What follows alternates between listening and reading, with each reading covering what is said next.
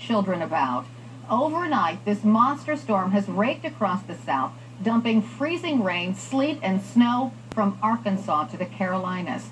Parts of North Carolina could see a foot of snow or more, and the storm will only get more ferocious as it churns up the East Coast. Washington trapped in the bullseye, up to 30 inches of snow.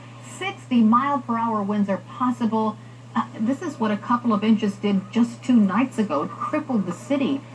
People apparently do not want to repeat. These are grocery store shelves in the D.C. area. As you can see, they are picked clean by people who want to hunker down for the, oh my goodness, is that crazy or what? New York City also in the danger zone with more dire predictions saying 2 feet possible. In all, 29 million Americans start the day under a blizzard warning. Everyone's on high alert right now. We take this very, very seriously.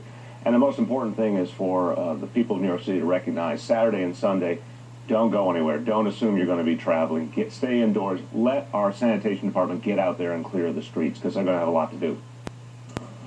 CNN correspondents are covering all of the angles of this major weather event as it unfolds. Chris Freites is in Washington, D.C. ahead of the storm. Meteorologist Chad Myers is in the Weather Center here in New York City. And Polo Sandoval is in Charlotte, North Carolina, where the snow, as you can see, has already started. Actually, the snow has fallen. So let's begin with you, Polo. Good morning.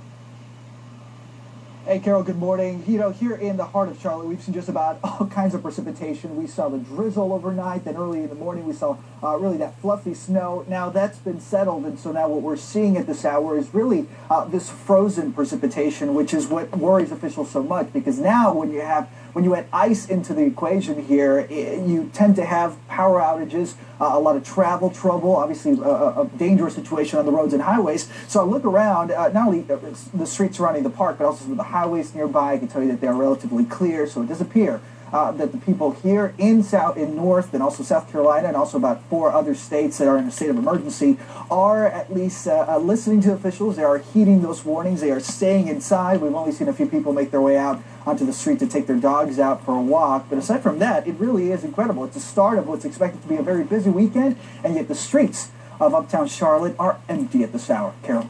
And that is a good thing. Polo Sandoval reporting live from Charlotte, North Carolina. Of course, the timing of the storm critical.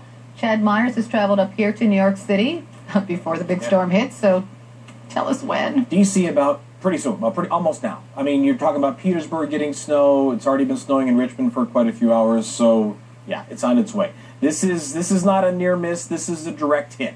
This is what we expected. This is what the models have been predicting now for 72 hours. Snow into Charleston, into Raleigh, mixing into that ice, sleet and ice into Charlotte and Asheville, but 29 million people in a blizzard warning right now.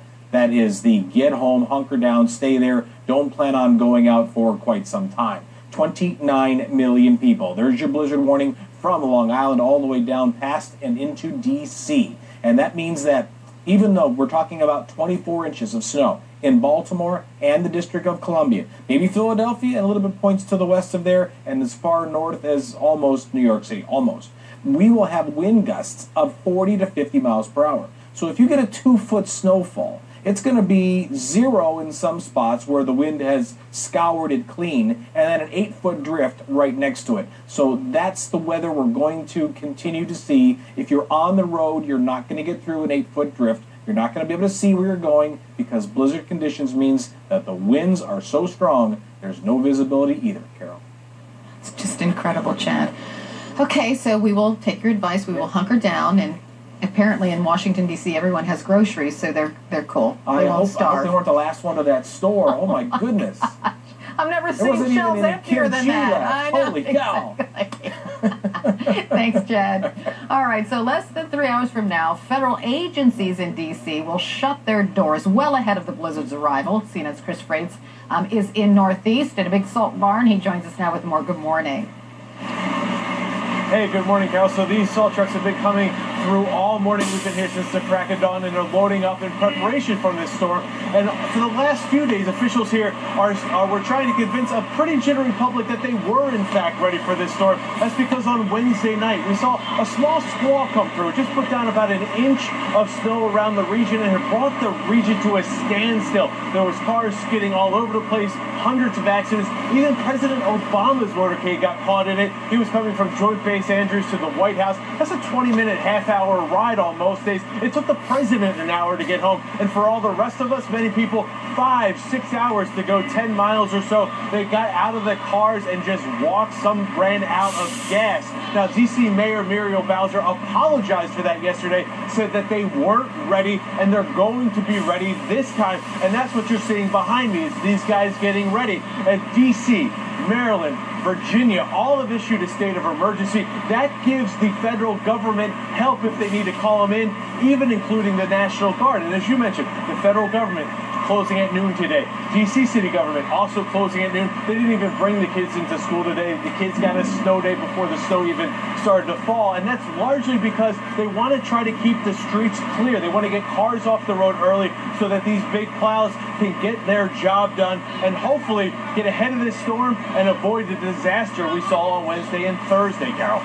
I hope so. Chris Frace reporting live from Northeast Washington. Thank you for